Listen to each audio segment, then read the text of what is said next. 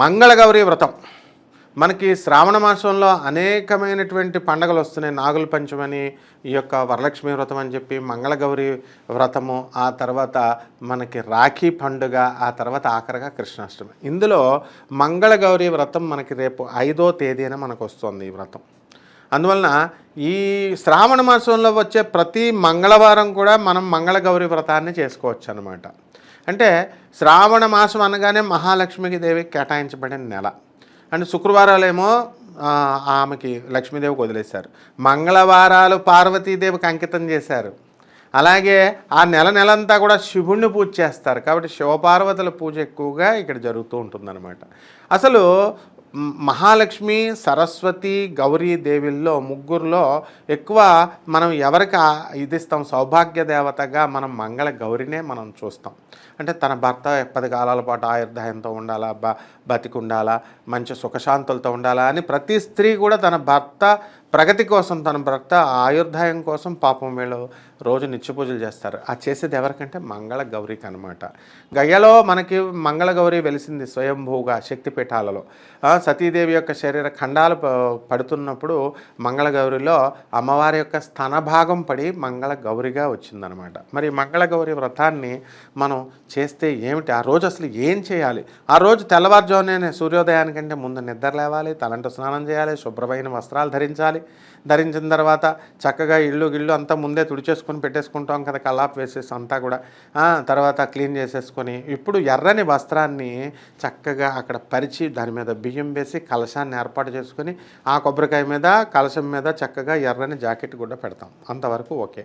ఆ తర్వాత మనం ఏం చేస్తాం, అమ్మవారు మంగళగౌరి యొక్క అమ్మవారి యొక్క శివపార్వతులు ఉన్నటువంటి ఫోటోను మనం పెట్టుకొని చక్కగా అమ్మవారికి షోడశోపచార పూజలు చేస్తాం, లేదా పంచోపచార పూజలు చేస్తాం. షోడశోపచార పూజలు చేసి ఆవాహనం మొదలుకొని, ధ్యానం మొదలుకొని, తర్వాత ఈ యొక్క గంధం, ధూపం, దీపం, నైవేద్యం ఇవన్నీ కూడా మనం పెట్టేసి అమ్మవారికి మనం పూజలు చేస్తాం, నైవేద్యాలన్నీ కూడా పెడతాం, హారతిస్తాం. అయితే ఈ వాయినాలు మనం దానం చేస్తాం. అంటే పెళ్ళైనటువంటి ఆడవాళ్ళని ఇళ్ళకి పిలిచి శనగలు, మరి తమలపాకులు, మరి వక్కలు, ఇవన్నీ పసుపు కొమ్ములు, మనం జాకెట్ గుడ్డ ఇవన్నీ ఇచ్చి వాయినాలు ఇస్తాం.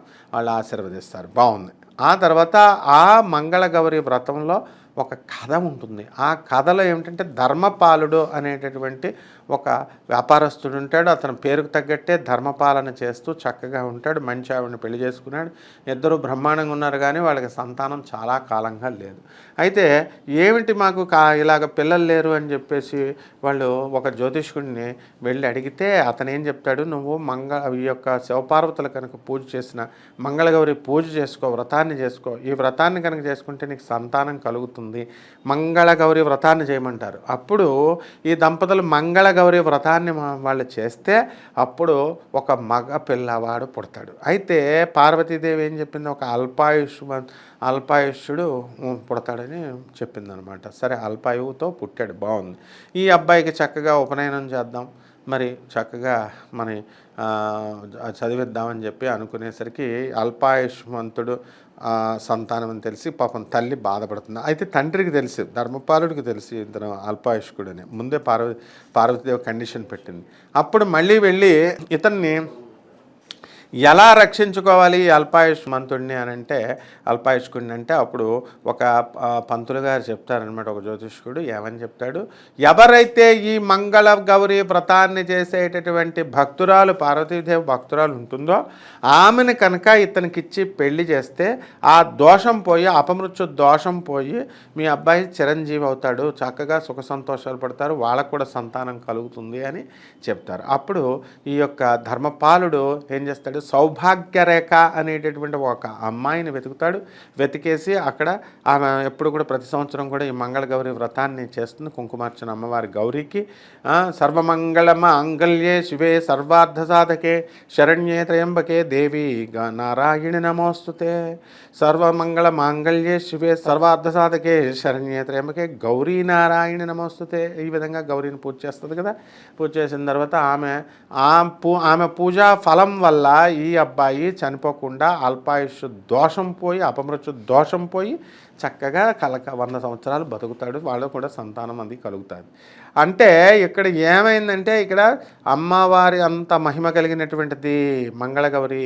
ఎవరైతే ఈ వ్రతాన్ని చేస్తారో అపమృత్యు దోషాలు ఉన్నటువంటి భర్తలు కూడా, మీ భర్తలు కూడా ఎక్కువ కాలం బతుకుతారు. యాక్సిడెంట్లు కావు, చావు మరణం అపమృత్యు మధ్యలో ఈ యొక్క మరణాలు ఇవన్నీ కూడా జరగవు. పార్వతీదేవి చక్కగా అంత ఇదిగా అనుగ్రహిస్తుంది.